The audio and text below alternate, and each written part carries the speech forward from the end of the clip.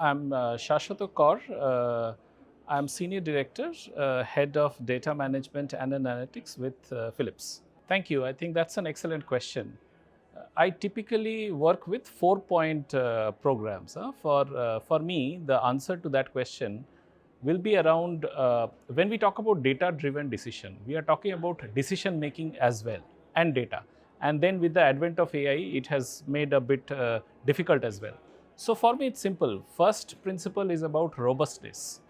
Robustness of the data that we are talking about. Whatever decision we are taking, the data needs to be robust. And you can have definition around it. I think we don't have time to get into definition.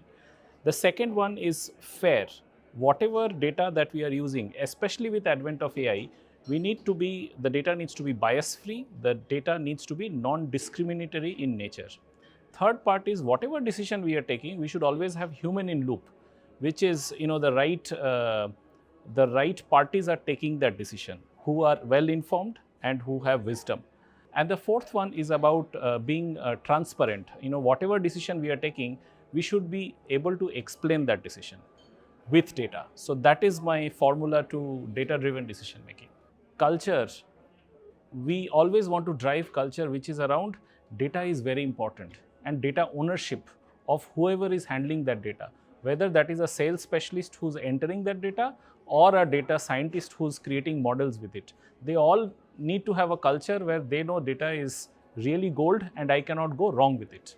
So that's the first thing that I think is very important. The second thing is really about the outcomes. So whenever we talk about data or whenever talk about data management, it is all about what is the outcome that I'm driving, and with that outcome, if that outcome is related to a customer, improving lives, then what is the data that I need to make sure that that outcome is delivered. I think that's the second biggest thing.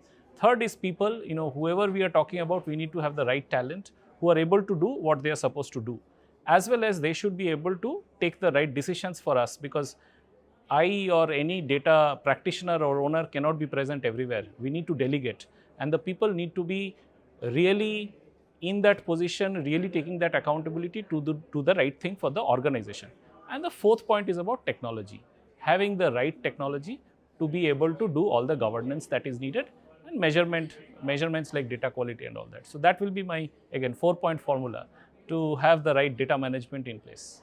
No, I think this is microcosm of India and all the data, great minds of data management as well as AI is here. The way I will like to provide an example is if you go out, and some of us who are in Bangalore will know there are a lot of potholes. And in Bangalore, we also have ISRO, which is sending Vikram and lander in the moon. And they are doing an excellent job in really landing it on the softer part of moon, right? So that is how the data strategy summit is. We are talking about basic data entry and the quality of data. There are a lot of learned colleagues who are talking about it. And on the second part, we are also talking about artificial intelligence and generative AI, which is about synthetic data and how we are able to really drive fashion to the next level. So I think this is a very good aggregation of all the great minds who are talking about and solving real business problems and driving the right outcomes. I really like it.